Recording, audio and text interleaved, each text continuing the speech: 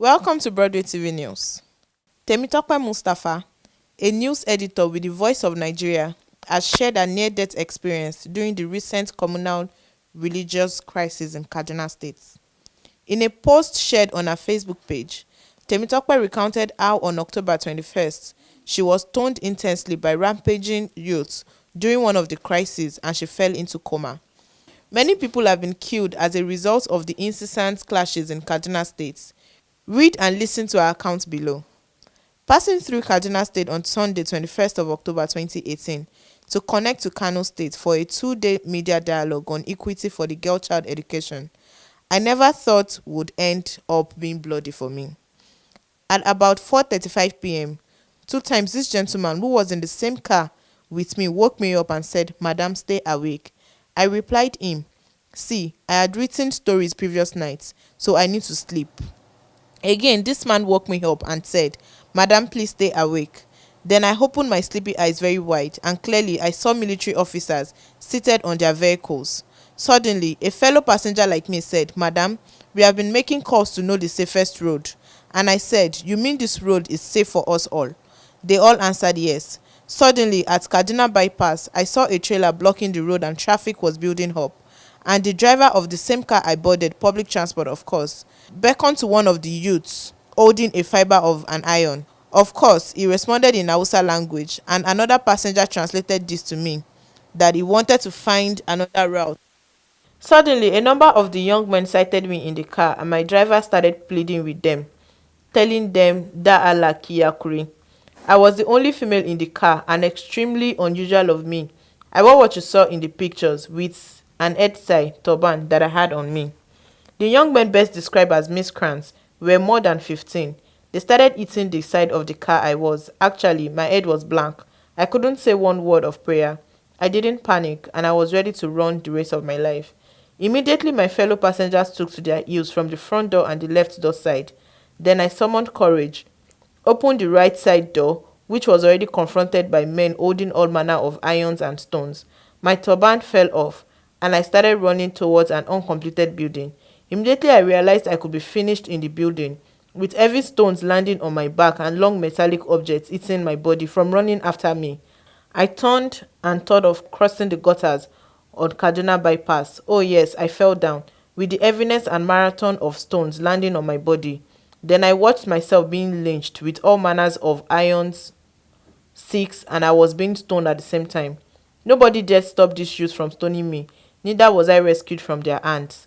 I actually saw one of them videoing what they were doing to me, and I sincerely was running within me to catch up with breath. Death is very painful. I suddenly did not feel the eating of the irons on my body again, and the stones were no longer making sounds to me. I was hearing Jesus' Lord inside my head, clearly as if with a megaphone. I was seeing my mother, my son, and my daughter's faces all at the same time, and somehow I kept hearing in my head that all they were doing was not up to labor pains. I crawled inside the gutters, of course. I was already almost inside the gutters by bypass. I felt peace in my body, and I found solace inside the gutters. I saw these youths gathered on the other side. I blurrily saw a crowd of men watching me, and I saw clearly one of them carrying a stone with his two hands right over me. I raised up one hand, pleading to him and making gestures, appealing. That was the last I saw. Heavy and deep sleep came over me inside the gutters. The thing overpowered me, and I watched my hand threw away. From this moment, I didn't know what happened again. I could not tell what, where, and anything about me again. I don't know what switched me off. I was completely switched off. Till I woke up at Amrullah Hospital, also along Kaduna Bypass, on a stretcher. I started talking, telling them I am a journalist with Voice of Nigeria, and I was only passing by Kaduna State to attend a media dialogue in Kano State. I attempted standing from the stretcher. My body didn't respond. I was asked for phone numbers. Heaven helped me to remember my younger sister's number and the father of my children's number. Totally to my rescue, about 6 drips, including flagyl and all manners, were set into my system. I was revived. Head suturing were done. The young Muslim doctor was crying while suturing my head. Hospital attendants were cleaning stretcher stained with my blood. Everybody was put on guard. The miscreants traced me to the hospital and demanded that the lady brought in should be released by the hospital to be killed. This Muslim hospital saved me.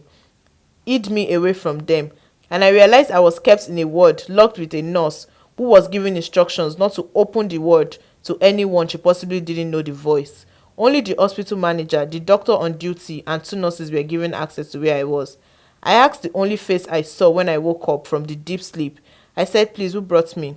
He looked at me with tears filled in his eyes and said, "A GTF member brought you lifeless." He said, "We rejected you because you were not breathing and demanded you should not drop your body with us." The Amrila hospital manager said, "When we refused to take you, the GTF man dropped you on our stretcher and said you could come back, that we should try." Amrila hospital treated me and stabilized me. Then 1,000+ calls came on the hospital manager's phone. They said my family members were dead alive and colleagues had sleepless nights. They said my family members were dead alive and colleagues had sleepless nights. In the midst of it all, Mr. Azia Sulaiman, my executive director of news, Mr. Ben Shimag, Ajia Sani, Ajia Awa, even the DG, I heard all set contacts in motion for my proper care.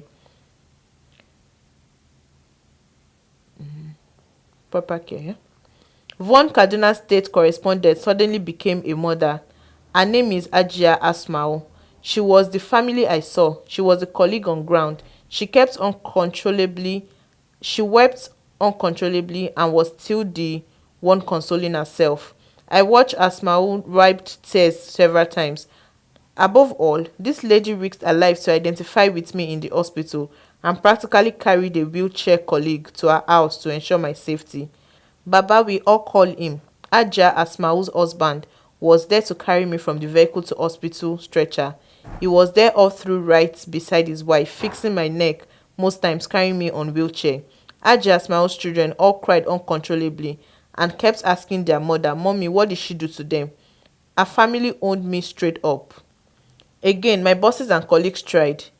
Aisha John, Mark, Gloria Esen, and Omolayo Alabi all pined Professor Dr. Ogrima down, owner of Skills Hospital. He was there for Vaughan. Of course, curfew did not allow X-ray operator to be at work, but Dr. Ogrima tried for me. He ensured the fractured hand was well tied, and he gave instructions that further saved me. UNICEF team and Kaduna State government also cared. I sincerely hail Mr. Geoffrey Njoku, UNICEF Head Communication Officer, who I learnt contacted his colleagues in Kaduna State and informed them of my attack the same night I was revived at Amrila Hospital. Of course, UNICEF contacted Kaduna State government. Lo and behold, Commissioner for Health Kaduna State visited the following afternoon of the attack. He later sent an ambulance who took me to hospital on KD State government's demand, though no bed space and everywhere was already filled with victims. 44 military hospital and my fractured hand. My bosses didn't sleep nor take a nap over my situation in Kaduna. The third day of the incident, my ogas contacted General Burutai's men to save the situation as there were still curfew and I almost couldn't walk. A very calm army boss reported Ajia Asmaul's residence with his men the third day and carried me to 44 military hospital to attend to my dangling fractured and dislocated hand. The army medical doctors insisted on thorough x-ray, including that of my head. At the end, the army left me better. Spending 3 days in Kaduna State at the heat of the crisis wasn't easy at all for my family, though Ajia Asmaul's presence created relief for my mother.